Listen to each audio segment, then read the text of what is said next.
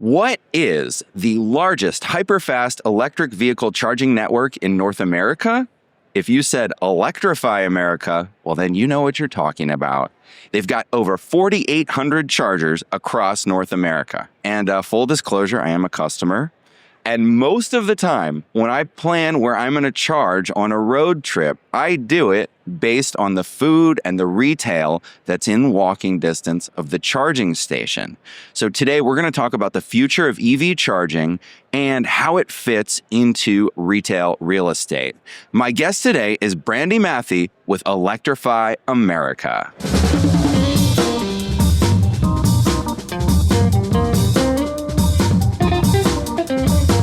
Live from Las Vegas, it's Where We Buy. That's right, you're listening to Where We Buy. It's the show where we talk with retail experts and visit the places where we buy. My name is James Cook. And I'm Keisha Virtue. And we both research retail and real estate for JLL. Today, we're recording live from the JLL booth at ICSC Las Vegas 2025. Welcome, Brandy Mathie. Thank you. I'm really happy to be here. All right. Well, I think I got those stats right at the beginning. You guys have a lot of chargers. Tell us a little bit about your role. Sure. Well, I'm the director of site acquisition and portfolio management, which I think is actually the longest title they could come up with. Director of site acquisition and portfolio management. It just rolls off the tongue. Right. I think they went immediately for the most words. And so it was the most words to say real estate. Yeah. That's right. So what does that mean? Well, it means that I am the person who leads the team looking for where we're going to put those new chargers.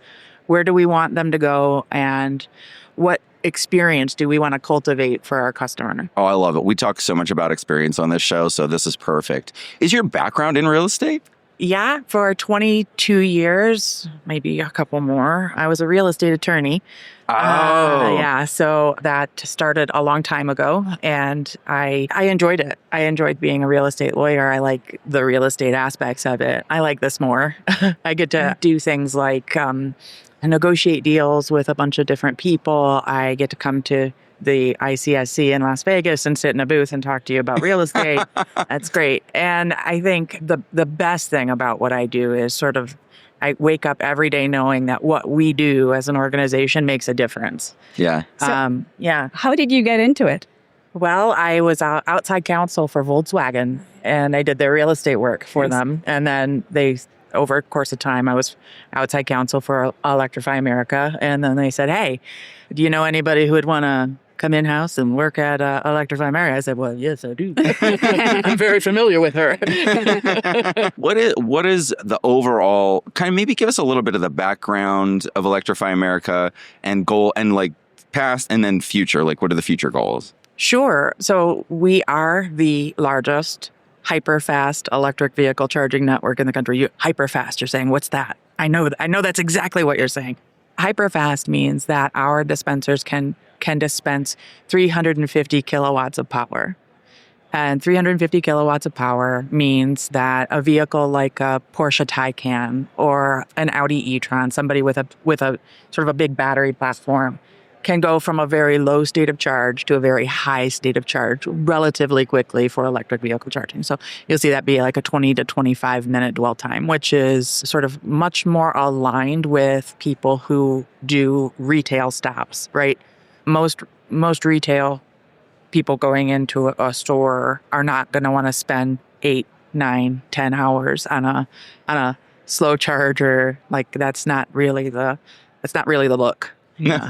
Not precisely, no. Yeah. This was our goal. Early on, we had invested very heavily in the vision for where we thought electric vehicles would go. We started small. Our first dispensers were, 3 and 4 dispenser sites because there wasn't a huge demand. In 2018, there weren't a whole lot of cars that needed electric-only charging, right? They were a lot of more hybrids. Today, there's over 5 million on the road today already. And every year over year, that increases. I know people have said, well, maybe they're slowing down, but year over year, we are still growing. So, and there's not enough chargers today. So it's really important that we sort of catch up to the demand and continue to grow. So I've got my work cut out for me when you stop to think about where we are right now. So each station has what, maybe 4 or 5 chargers? No, that's something else we've learned. Okay. Early on, we had 3 or 4 chargers. Now our customers tell us very, very clearly what they want. And it's not 3 or 4 chargers because they don't want to sit in line. Okay. So we have our smallest dispenser configurations that we work with today are 12 dispenser sites. But we also ground lease sort of outlots in areas where development is happening. So that we can build a 20 or 24 dispenser site so that there's sort of a much more available charging option. Yeah. How much square footage would that take up? We normally would look for, we can do it on as small as 1/4 of an acre, but probably between 1/4 and 1/2 acre is ideal. We also try to deploy battery technology at locations, which is great for the grid. It also helps us keep demand charges down so we don't have to charge as much to our customer base. So, yeah. So you'll store, kind of pre-store stuff in electricity in a battery on site in advance. And then cool. when demand charge, when there's a spike in demand, which would normally increase the rate of and cost of energy to purchase, we pull from the battery instead of from the grid. And then the battery would recharge during the non-peak hours. Gotcha. As you talk about spike in demand, are there specific times where it tends to get much more busy? Yeah, absolutely. So yeah. Is it what in the evening? In the evenings when Yeah. people are coming home from work? Yeah. Okay. The specifics of your role are you're reaching out to the owners of property. You're saying, hey, we think a charger would be good here. And then it's a whole series of negotiations after that. Yeah. It's pretty much a normal. We have 2 different sort of standard agreements. One's a site license agreement. We use that on like the 12 dispenser sites that we were talking about. We do that because it's a part of an operating property already. We rely on the owner of that property to continue to maintain the paving area and all of that. Because if you think about it, I'm not going to, if I'm in Michigan and it snows, I'm not going to send a snowplow out for my 12 spaces, right? Like it's really part of this bigger operating property. We rely on the owner to continue to do that work. We pay them rent based on the number of parking spaces we occupy. And so that's how they get their ancillary income from us. And we are very targeted. We know exactly where we want to be. And then we also know what our customers want.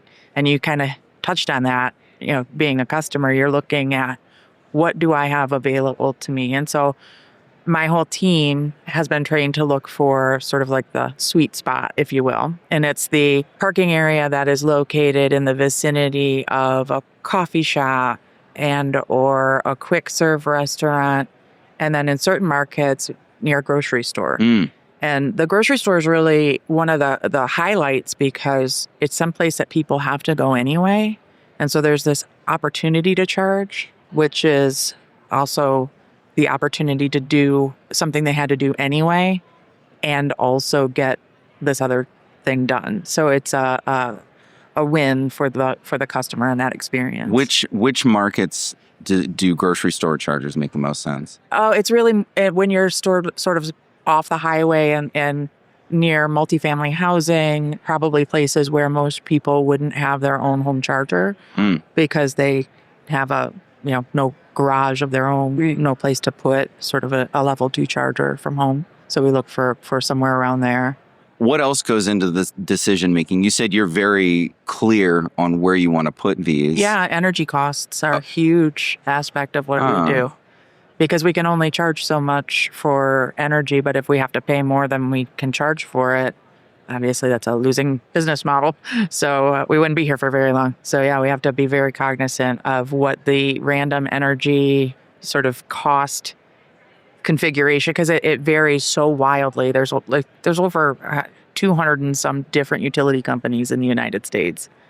And all of them have different rate structures, and different states handle it differently about how they have to, like, Texas is sort of the Wild West. It's unregulated, right? So there's not the same rules as like in California, where they have to post the rates that they're going to charge and they can't change them without sort of an act of Congress.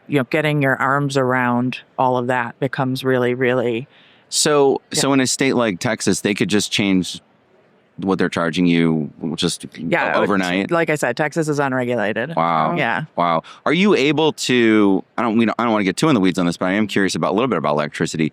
In a place like that, are you able to make some kind of agreement that for X period of time, it'll be a stable fee for the electricity? Yeah, I don't really negotiate the utility deals. Okay, sure. So I can't really speak to what we've been able to manage there. Yeah. Luckily, that's not the real estate side of the story. Yeah. Because I don't think that one's nearly as fun, Oh, negotiating electricity deals doesn't sound like fun. No. I'm like, what? Well, okay. So what is the most fun thing about what you do?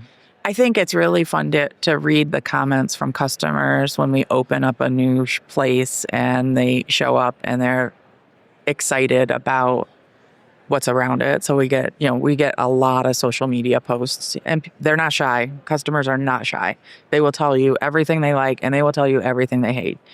And we try to pay very close attention to it because we want to be what the customer wants us to be. And so, so when we get it right, and somebody says, I pulled in and I plugged in and it was just seamless. And, I ran into the Target and I grabbed a coffee at the Starbucks there and I picked up a couple of things, and thank you, Electrify America. Like that's the day, Yeah, that's awesome.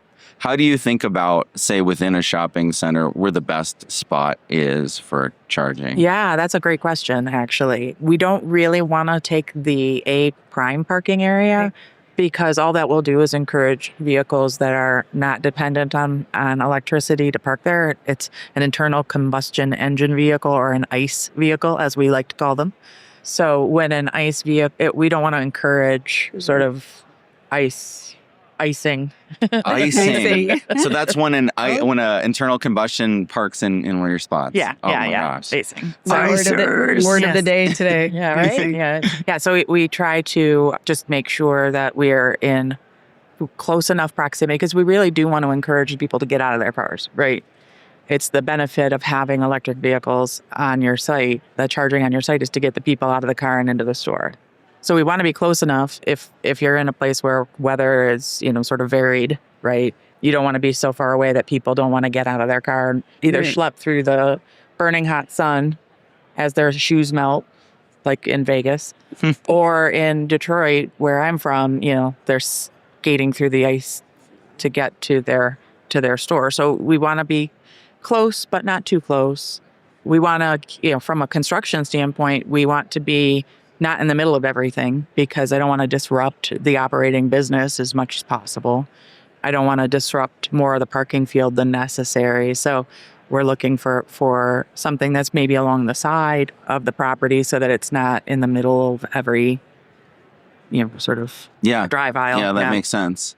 Do landlords, say of new developments or existing, do they reach out to you and say, hey, I really need this? Oh, yeah. In certain parts of the country, you can't build a new retail anything without it, like California, because of the very aggressive rules about where they want to be in 2030 with electric vehicles. You can't pull a building permit without having to address the Cal Green requirements around electric vehicles. And New Jersey, interestingly, is following suit. So they're probably the next closest right now as far as a statewide. But there are also submarket, like parts of states, like Denver has a really aggressive electric vehicle charging program. So it's hot spots, but it's kind of in the trends of sort of almost everything. California is almost always at the tip of the spear, right, leading the way. And then it sort of filters through everywhere else. And that's what we're starting to see. And I imagine it's not just because of requirements, but they're missing an opportunity to serve their customer if they're not bringing that offering. Oh, yeah, absolutely. So I don't know if you know this or not, but it's actually proven through scientific studies from places like Berkeley and MIT that having electric vehicle charging at your property increases retail sales. 100%. Electric vehicle charging is, you can look at it as an amenity, but I look at it as a shared customer base, right? Electric vehicle owners tend to be highly educated. They tend to have higher than average income, and they tend to have certain brand affinities.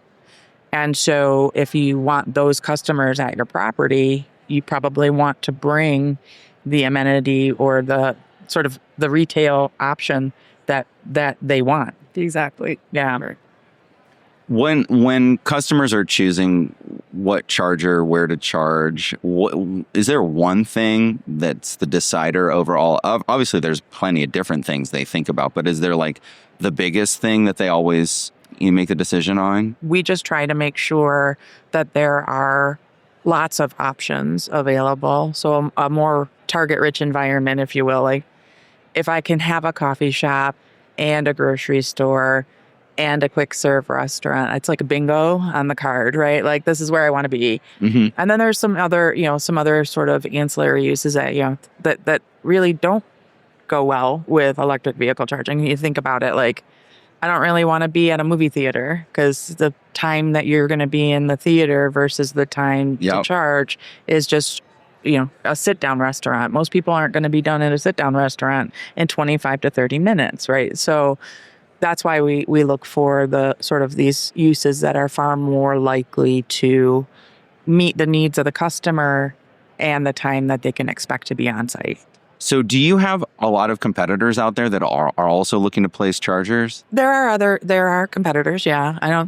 Nobody has the network we do. Nobody has the length of time under their belts as far as an open network operating with every electric vehicle manufactured in the market today. Right. So open network means anybody can charge. That's there. right. Right. That's right. That's cool. Open all. I love that. Yeah. And that's actually been our goal, is to always be the open network, which means we will follow whatever technology comes. If it's going to be the standard, we will have that standard.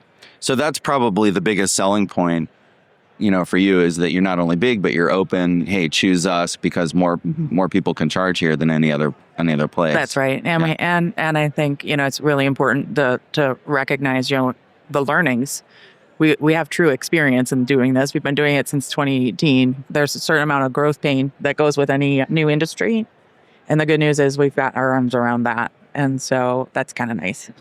I believe I saw on your website that you have like cross-country routes where you kind of plan out exactly how passengers will travel along. Sure. So what's the interval between the different stations, would you say, for something like that? Yeah, so we try to keep it around 100 miles. Yeah. But, there are parts where, and it's interesting because, in an electric vehicle, you got to think about things a little differently than you do from your internal combustion engine or ICE vehicle, because terrain can actually impact the distance. Interesting. So if you're going up a mountain, yeah, you're right. Yeah, absolutely, you're going to consume more energy than you would if you were just going straight across land. So we have the Northern Frontier route, which it was a really difficult route to capture. I imagine. I don't know how many people are going to be out there doing that, but that's where we are. We have that one, and then we have two different routes, sort of more passable, if you will. Okay. What is the Northern Frontier? Where is that through? That's like the Dakotas. Oh, yeah. Oh, right. Yeah.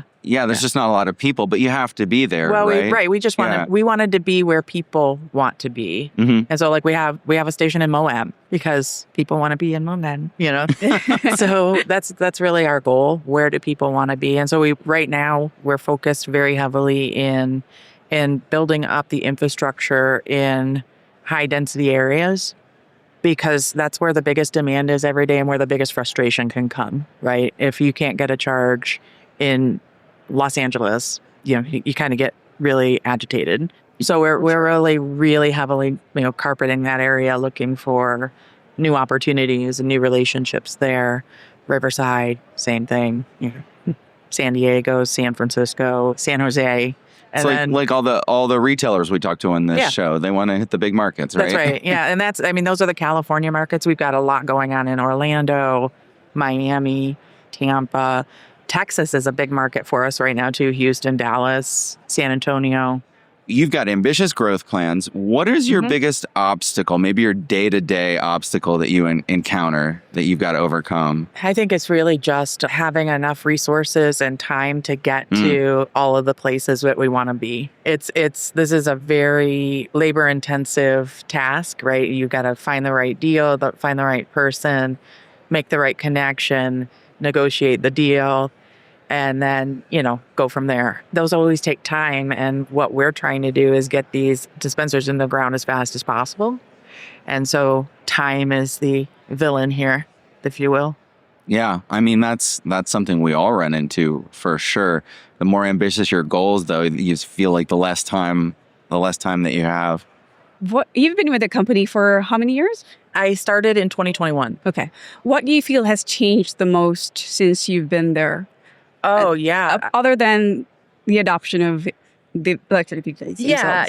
And obviously, that growth has been astronomical. I think it's really our attention to what the customers asked for and how much that's impacted what we deliver.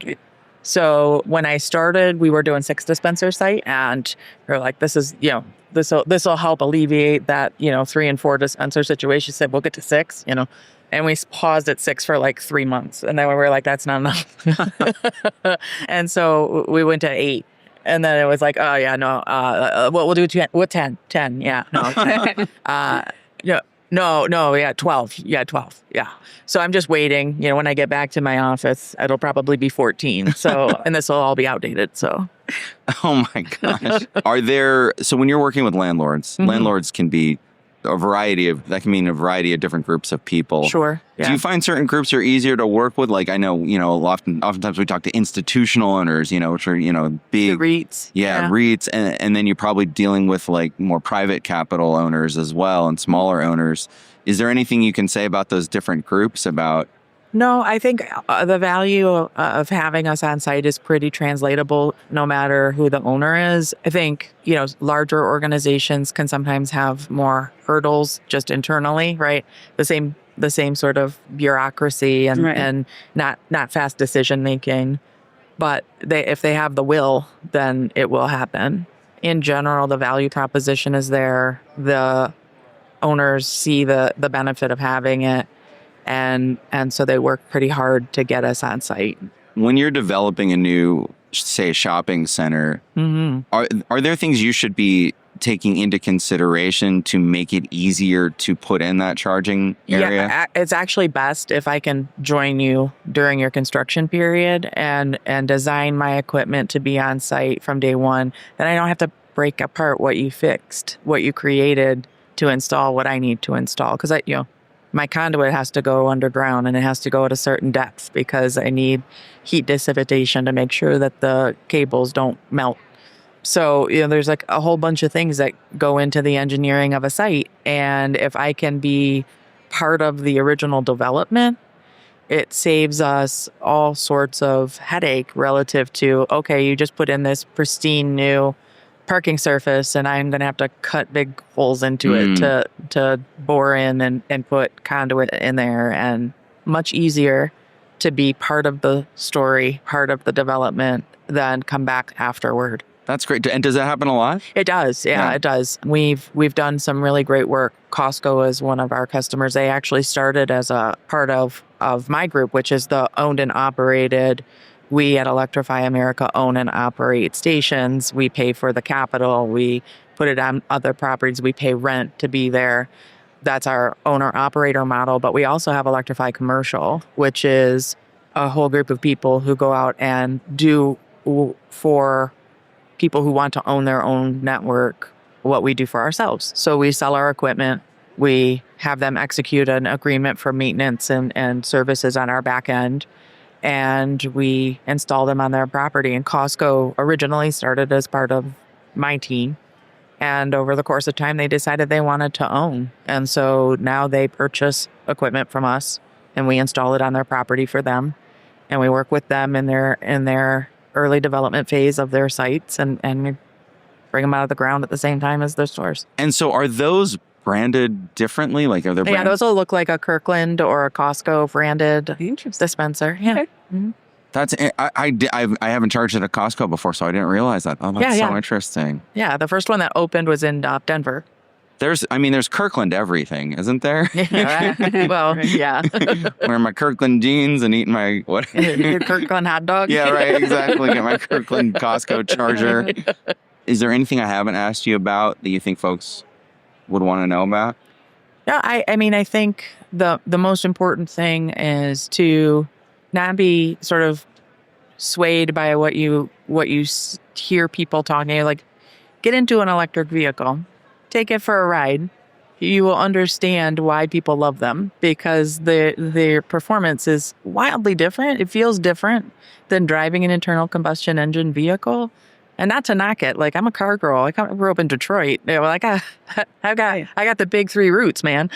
So it's not a knock on an internal combustion engine. It's just I don't. It's sad when people are like, oh, that's just, you know, flying. Like, go try one. Like, get in it, because it's good for the environment and it's a really fun ride. Yeah. Those cars have a lot of pickup, man. Yeah, they do. You just, yeah, right? And no matter what your speed is, that's the best part, right? Like, I'm traveling down the highway and somebody in front of me is not going as fast as I want to go. You know, normally, and if you're going to go past somebody, there's a conversation that your foot has with the car where you're like, I'm going to push this down, and then it's going to think about it. And then maybe it'll do what I wanted it to do. And then when you're doing that in an electric vehicle, you hit the accelerator and you're accelerated. There's no discussion. So the message to consumers is and that it's easy to own. It's a fun ride. Sure. If you're a homeowner and you can put a charger like in your garage or in your carport, man, it's awesome. You just you don't have to cars gassed up every day. That's right. Yep. So cool. And then the message too, I think, you know, when folks are going on road trips, is there's enough chargers out there that there's no anxiety anymore. No. Yeah. No. Yeah. That's cool. What's the message that you want to make sure that landlords, owners of real estate, are getting across from you? I think the probably the biggest sticking point we have is, like, I don't want to lose these parking spaces. I don't want to lose, and you're not losing, right? Think of it as a reconfiguration. You're go out into your parking lot and count how many electric vehicles are already out there. Because all I'm saying is you're going to put in a parking area that's going to take that same group of people and move them to a specific location, and they will thank you for it, because they will get a charge while they're there, and they will become much more likely to return to that location. Awesome. I love it. Brandy Mathie with Electrify America, thank you so much for joining us today. This has been awesome. Thank you. I had a great time. If you want to hear more interviews and audio retail tours and new research insights, subscribe to Where We Buy on the iPhone podcast app. We're on Spotify. Wherever you listen to podcasts, just search for Where We Buy. We're also on the web at wherewebuy.show. Our theme music is Run in the Night by the Good Lords under Creative Commons license.